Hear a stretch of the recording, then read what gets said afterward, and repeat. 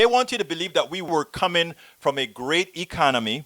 And in coming from a great economy, we are just going to rebound after this coronavirus goes away. Capitalism does something special. It believes in efficiencies at all costs. In fact, this epidemic is really, really bad in America because of capitalism at the max. Where capitalism is mitigated by great regulation and great social justice and great social programs, none of those economies cratered like ours. None of them are going into the severe depression that we are heading in. And the reason why is those people understood what it took to inflate their people. They invested in their people. Nobody cared about having to go to the doctor because it's going to cost. All of those structures are there to help human beings. These are structures that those who control the system never look at. What is our laissez-faire type capitalism will want to do as we move forward? Let me just warn those people who are invested in REITs or EITs, you're about to lose your shirt. There are a lot of companies now that decided to have people work at home, and they realize that it is a lot less expensive to pay for those people's high-speed internet connection, give them a laptop, and say stay home, and reduce their electrical bills and reduce their real estate bills, meaning they don't need as much office space,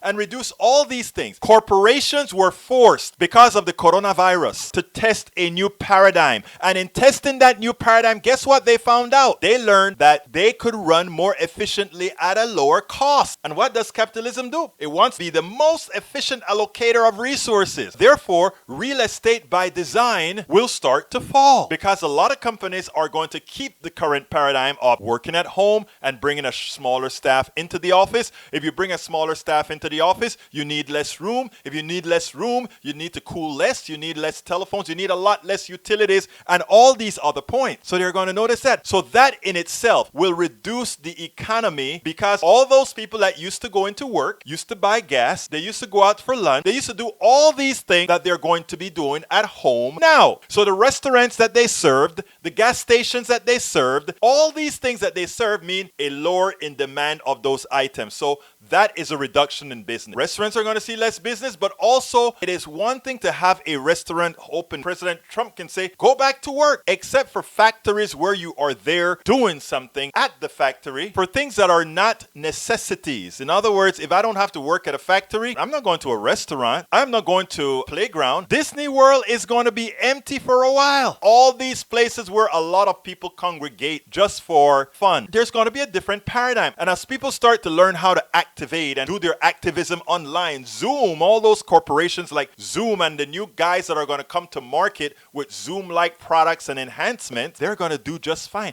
But they are going to be very low intensity, low people type of corporations coming. We are coming into a new economy. Coronavirus didn't just pause the economy. Coronavirus changed the economy. And those who do not understand that it's a change that we're looking at will fail. But beforehand, the economy wasn't in great shape. We had the illusion of a good economy under Trump. Most Americans, if they had a $400 bill, they couldn't handle it. Most Americans. And that was a society we had with full employment, 3% or something like that. Imagine that. We have an economy that is at full employment, 3%. It turns out that the laws of capitalism that folks have always claim failed. Because if you really had full employment, you would not have people not being able to have a $400 bill because these people would have the power of supply and demand. Given that my labor is in short supply, I would be able to command more money. But since capitalism, as I've always told you, is really a fraud, it's a lot deeper because capitalism comes with a certain amount of fear mongering onto the people. And here's what capitalism has failed to increase the salaries on Americans based on supply and demand. Remember, the definition of capitalism says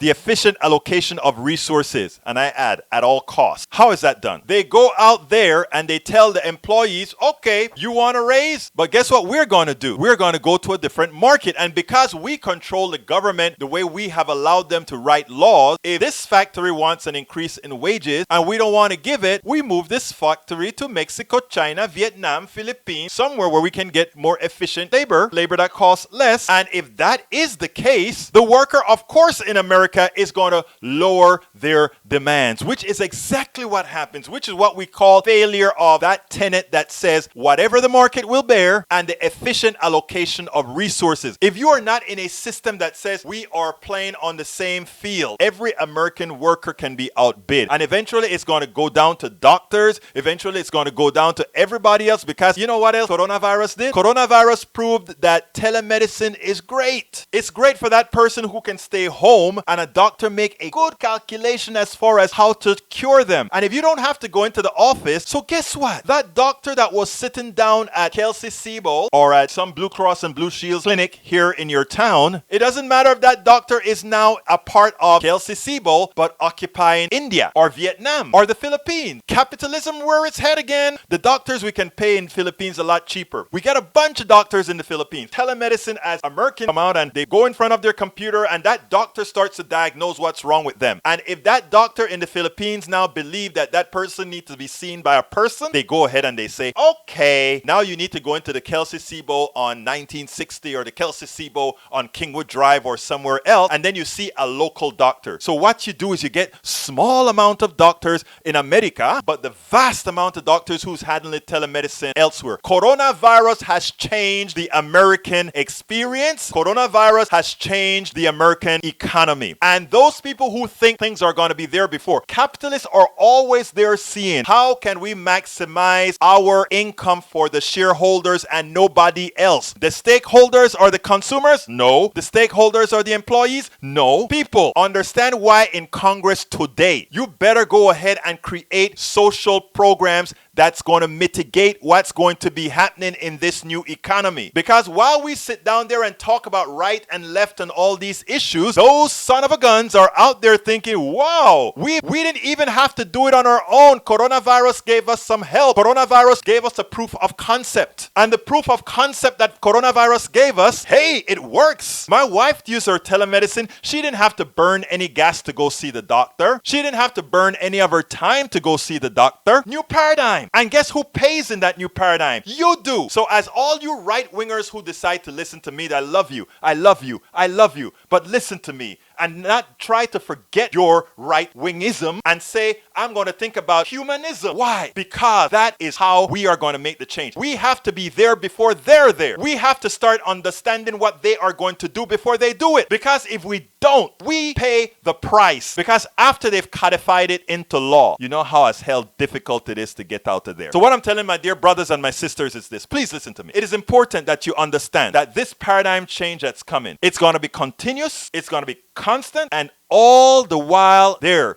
if we sit back and just wait, they are not waiting. They are not sitting back. They are busy seeing how they are going to change this paradigm for you. And you know who's going to pay? You. In unemployment, in poverty, health-wise, and everywhere else. I'm going to be fighting like hell. I'm going to be out there telling the message like hell to all who will listen. Because I do understand deep on the inside how our system works. You have to understand. You don't matter. You are but a prop. You are a prop that is activated when we need to get something out of you. And after we've gotten what we needed, we let you fight among the peons to see which one of you classify or qualify for the crumbs. We're all in the same boat. And until we learn that, until we understand that and stop allowing the plutocracy to put us against each other, we will continue to be in this position that we are currently in.